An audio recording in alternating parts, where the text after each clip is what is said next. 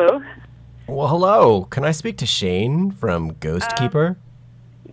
Shane's in the bathroom, but you can speak to me until he gets out. Well, that sounds Sarah. Great. Who might this be? Okay. Sarah. Oh, hey, Sarah. How's it going? This is Scott. I'm calling from the interview show. Oh, okay. So Shane's in the washroom.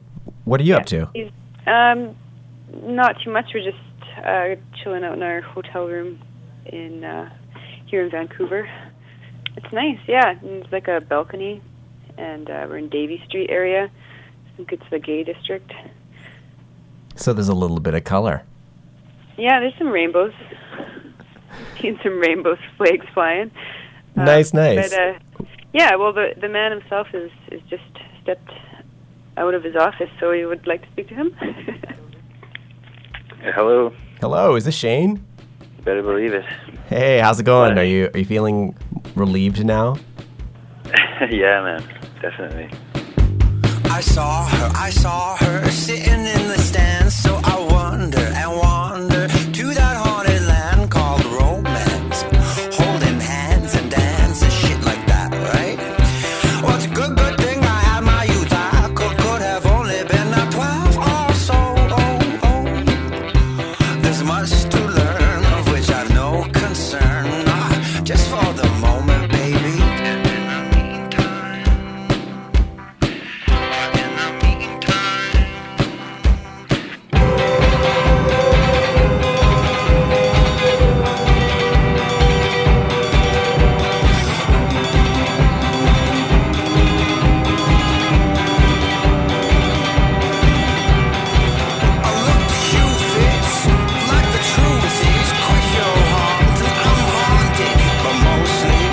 I wake up far too lonely.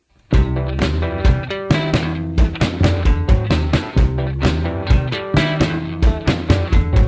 I'm from the west, the far northwest. I'm here for the money, I do confess. I'm living close to I'm running a chainsaw. I'm cutting trees for the G's, but don't you judge me, girl. I just might be getting ready for you.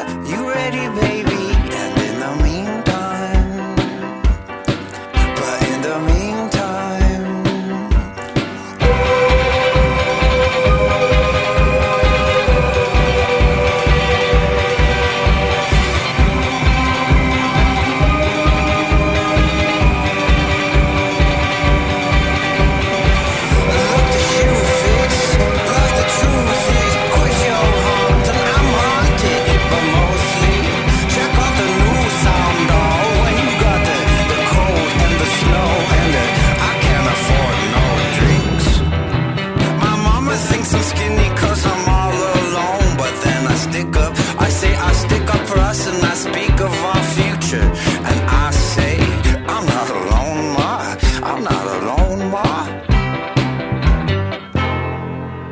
Haunted is documenting the first time I laid these eyes on Sarah Houle when we were kids.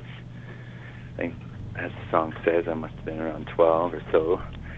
And I was at a rodeo in Paddle Prairie, Métis settlement, just south of High Level, the town that I grew up in.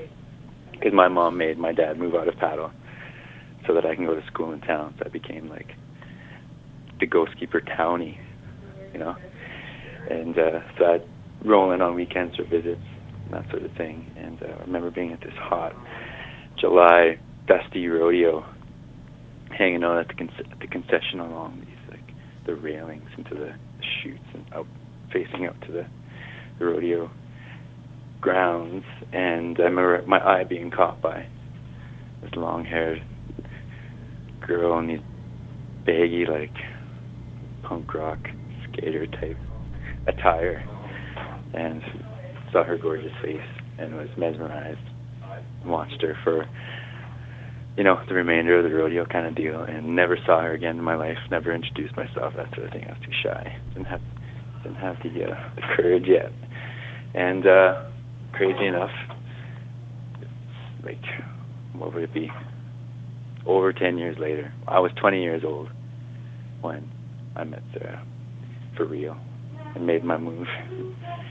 And Haunted is a story of all those years of carrying that memory of her image with me. Wow. No, we we had kind of a different drum beat for it, and then we changed it in the studio. So the drum beat on the record was written in one of our recording sessions. So that was it was nice. It was a nice way to work with it and just to change it all around because it just wasn't really sounding right or working. And yeah, it kind of made a whole different tone, different feeling for the song. So. Welcome to the interview show. This is Scott Wood, your host, and today I have Shane, and I also have Sarah from Ghostkeeper. I'm going to have a little bit of a he said, she said scenario happening on the interview show. So we're talking to Shane right now. Hello, Shane. Thank you for coming on the show. Thanks for having me. Yeah, no worries, no worries. Now, I hear that your name is Shane Ghostkeeper. Is that your real name? Yeah, because I'm in the band Ghostkeeper. Yeah, but is it sort of like, is it sort of like the Donnas, where everybody's called Donna, but they're not really Donna? No, that's my real last name. Wow, that is the coolest last name ever. I'm a genuine B.F.I. I don't know if you know that. I have no idea what that means. I'm a genuine big fucking Indian. Oh, okay.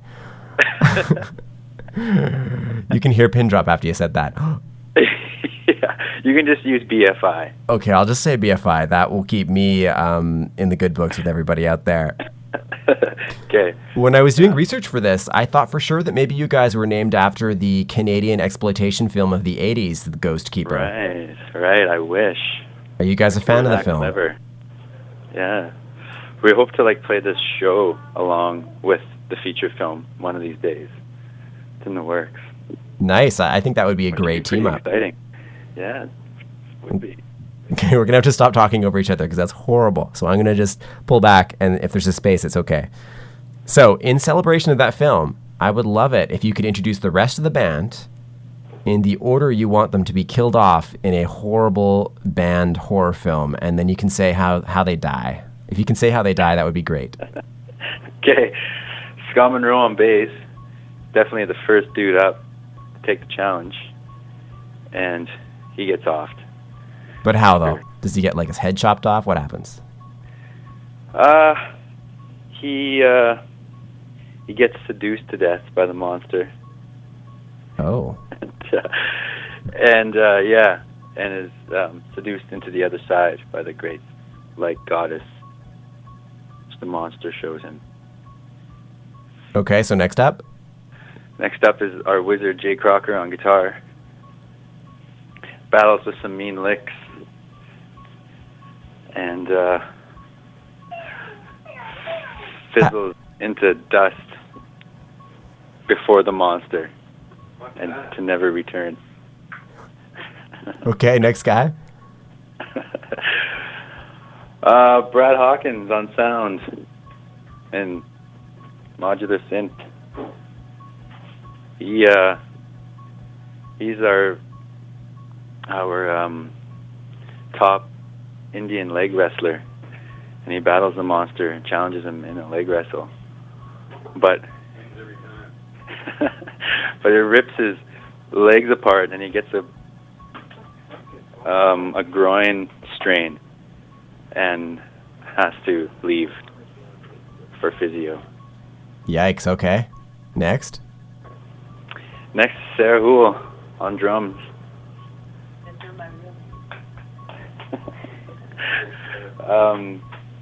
She perishes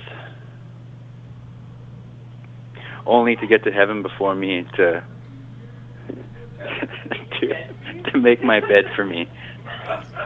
Aww. My name is Shane. I'm with the band Ghostkeeper, and you're listening to the interview show.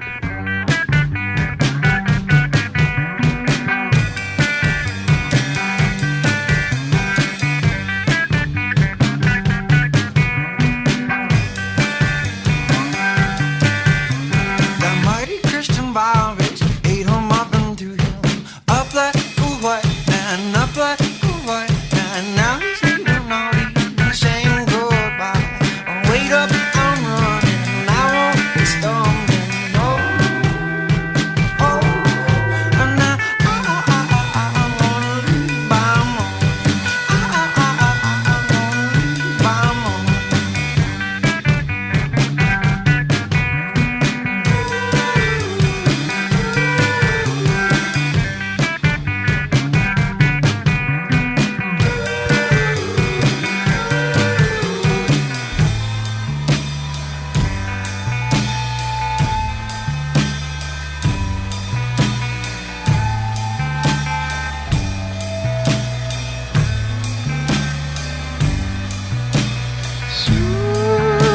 will see the morning.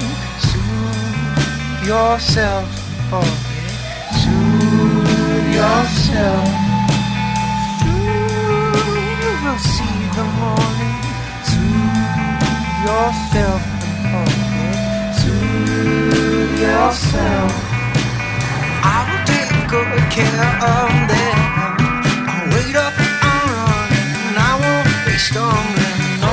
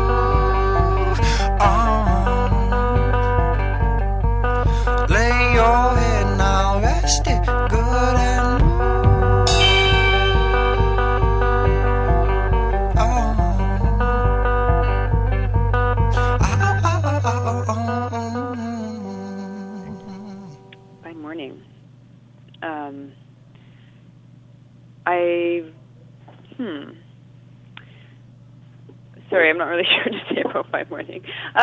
Just like about the recording process of it? Anything, you know, any detail that someone listening to the song can be like, oh, wow, there was a coyote in the background.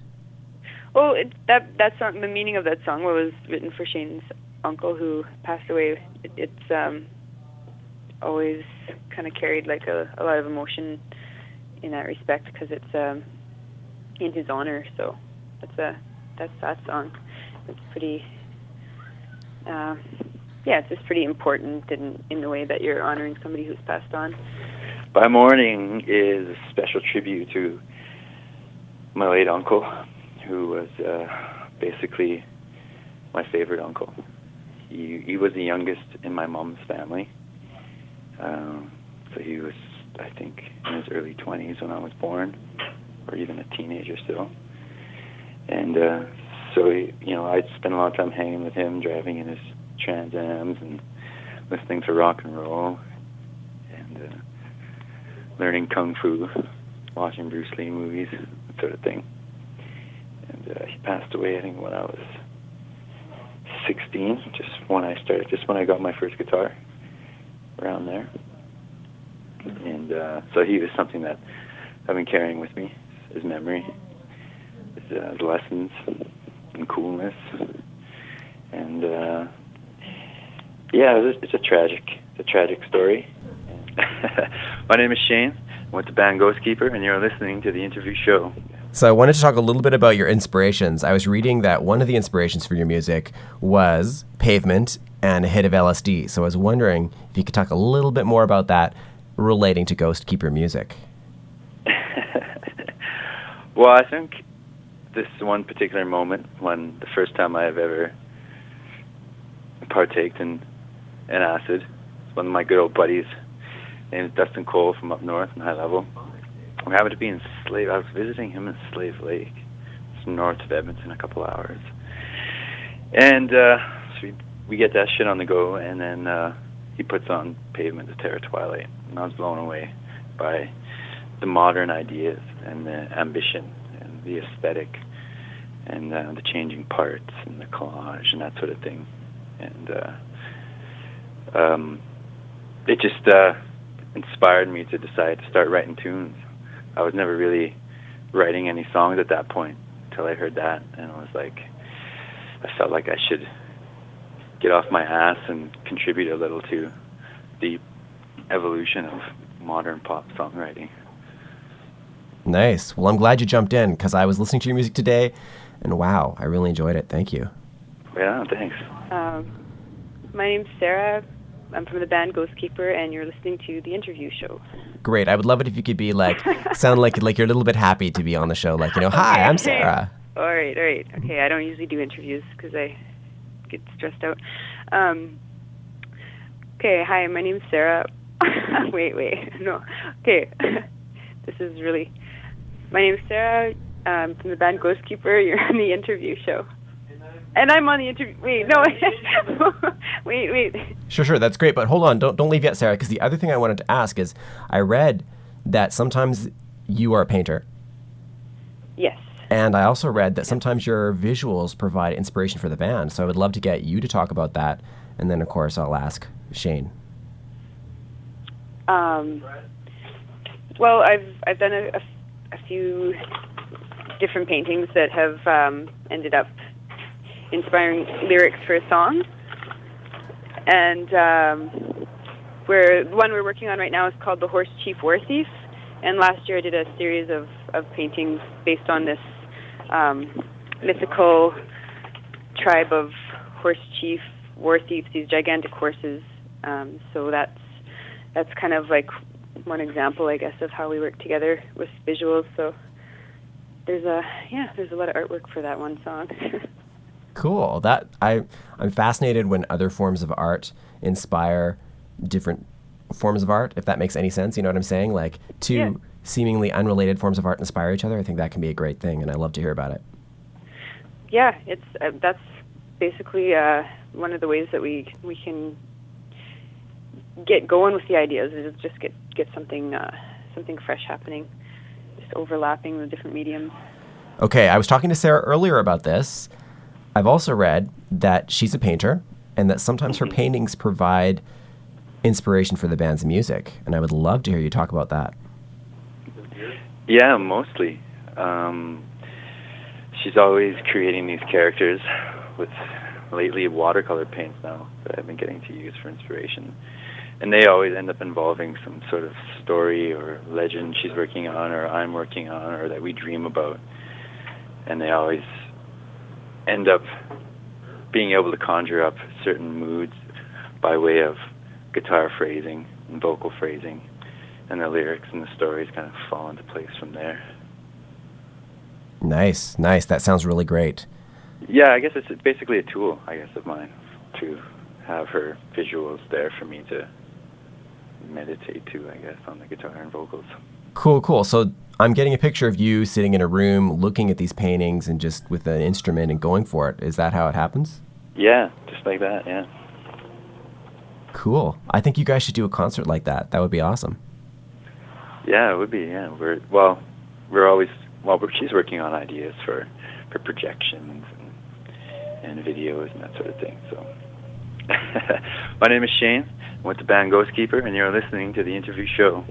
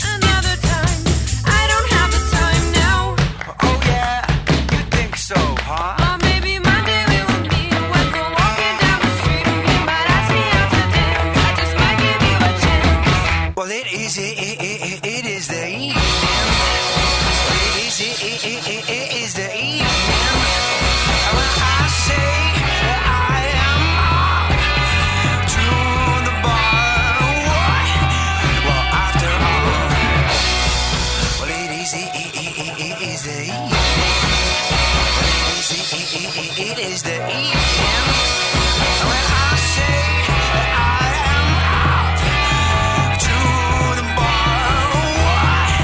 Well, after all,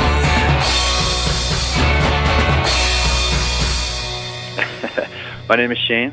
I'm with the band Ghostkeeper, and you're listening to the interview show.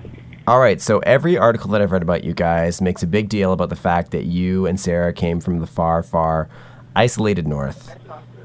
Yeah, we are genuine children of the Great Northern Muskeg. You're on behalf of the Métis folks in Northern Alberta. Right on. I just, when I'm talking to you, when I talk to anybody who's part of like a, a so-called minority, I try not to ask questions that focus on that because, I try to make it about the music, and sure, right. The music is informed by where you come from, but, I try to like make that not a thing. I appreciate it. It gets really annoying, like having that be the angle, like the publicity angle. It's really annoying. Now, I've never seen the Aurora Borealis, so I was wondering if you could tell me your best moment under the aurora. Oh, it's amazing. And you whistle.